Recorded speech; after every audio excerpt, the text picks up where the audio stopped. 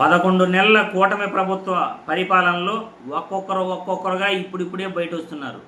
పుట్టలో నుండి పాములు బయట వచ్చినట్లు కూడా మేము చంద్రబాబుకు ఓట్లేసి మోసపోయాము, చంద్రబాబుకు ఓట్లేసిన దానివల్ల మేము నష్టపోయాము అని ఒక్కొక్కరుగా ఇప్పుడే బయట వస్తున్నారు. అందులో ఉద్యోగస్తులు, ముఖ్యంగా ఉద్యోగస్తులు అనాలోచిత నిర్ణయాల వల్ల చంద్రబాబు వస్తే మాకేదో మంచి జరుగుతుంది అని ఆశించి ఓట్లేసి మోసపోయి ఇప్పుడు మళ్ళీ రోడ్లపైకి వస్తున్నారు. ప్రెస్ మీట్లు పెట్టి చంద్రబాబు మమ్మల్ని మోసం చేస్తున్నాడు, డిఏలు అనేటివి పెండింగ్లో పెడుతున్నాడు, మాకు శాలరీస్ అనేటివి సక్రమంగా ఇవ్వట్లేదు, మాకు రావాల్సిన బకాయిలను లోన్లను సక్రమంగా ఇవ్వట్లేదు అని ఒక్కొక్కరుగా బయట వస్తున్నారు. మొన్న ఏపీ ఎన్జిఓస్ బయట వచ్చారు, వైసీపీలో చేరిపోయారు.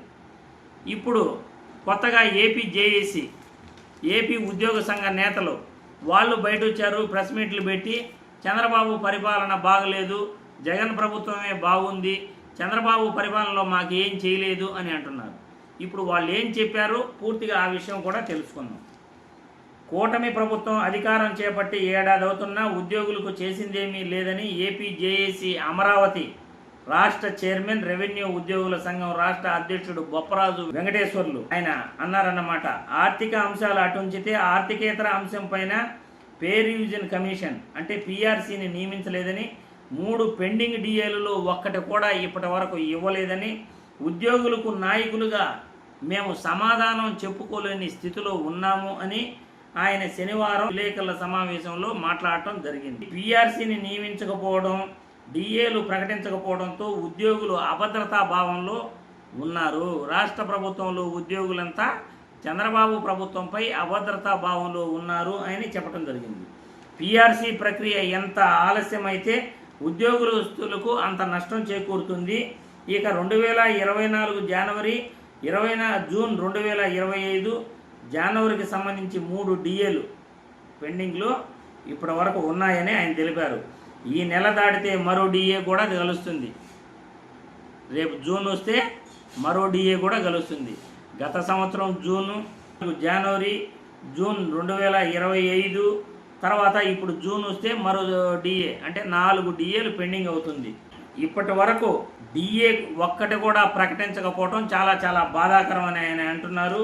ప్రభుత్వం నిధులు ఇవ్వకపోవడంతో రెవెన్యూ కార్యాలయాల నిర్వహణ భారాన్ని తహసీల్దారులు భరించాల్సిన దుస్థితికి ఏర్పడింది. ప్రోటోకాల్కు లక్షలు ఖర్చు అవుతున్నాయని, ప్రభుత్వం నిధులు ఇవ్వకపోతే ఎలాగని ప్రశ్నించారు. ప్రభుత్వం లీగల్ ఛార్జీలు ఇవ్వకపోవడంతో కోర్టు కేసులకు వేల రూపాయలు ఖర్చు అవుతుందని కూడా వాళ్ళు చెప్పుకొస్తున్నారు.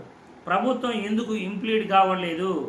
అక్రమణల తొలగింపు, ఇసుక దందా, రేషన్ రవాణాను అడ్డుకునే క్రమంలో తహసీల్దారులు బలైపోతున్నారని బొప్పరాజు వెంకటేశ్వర్లు ఆవేదన వ్యక్తం చేశారు. 2014లో గుంటూరులో అక్రమణల తొలగింపు అంశంలో అప్పటి తహసీల్దార్ తాతా మోహన్ రావుపై కోర్టు చర్యలు తీసుకుందని ఆయన గుర్తు చేశారు. డిప్యూటీ కలెక్టర్గా ఆయనకు తహసీల్దార్గా డిమోషన్ ఇచ్చిందని పేర్కొన్నారు. అక్రమణ తొలగింపు విషయంలో ప్రభుత్వం ఉన్నతాధికారుల ఆదేశాల మేరకే ఆయన పనిచేశారని అన్నారు. అలాంటప్పుడు ఈ కేసులో ప్రభుత్వం ఎందుకు ఇంప్లీడ్ కాలేదని ప్రశ్నించారు. పైవారు చెప్పినా పనిచేసినందుకు ఆ అధికారి మూల్యం చెల్లించుకోవాల్సి వచ్చింది. కాబట్టి ఒక నిర్ణయాన్ని ఉన్నతాధికారులు నోటితో చెప్తే కాకుండా లిఖితపూర్వకంగా చెబితేనే, లిఖితపూర్వకంగా ఆదేశాలు ఇస్తేనే అమలు చేయాలని తహసీల్దారులకు చెబుతున్నామని ఆయన పేర్కొన్నారు. సమావేశంలో రెవెన్యూ ఉద్యోగుల సంఘం రాష్ట్ర కార్యదర్శి వెంకటరాజేషు, ఏపీ జేఏసీ అమరావతి జిల్లా చైర్మన్ దివాకర్ రావు తదితరులు పాల్గొన్నారు.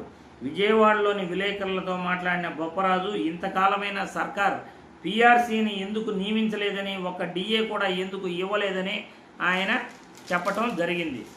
ఇదే అండి పరిస్థితి. ఒక్కొక్కరుగా ఇప్పుడు పుట్టలో పాముల్లాగా బయట వస్తున్నారు.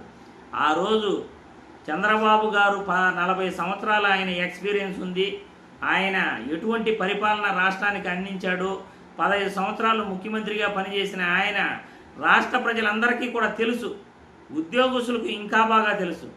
అయినా కానీ దూరపు కొండలు నునుపు అన్నట్లు చంద్రబాబు ఏదో చేసేస్తాడు, చంద్రబాబు ఏదో మారిపోయాడు అన్నట్లు ఓట్లేశారు.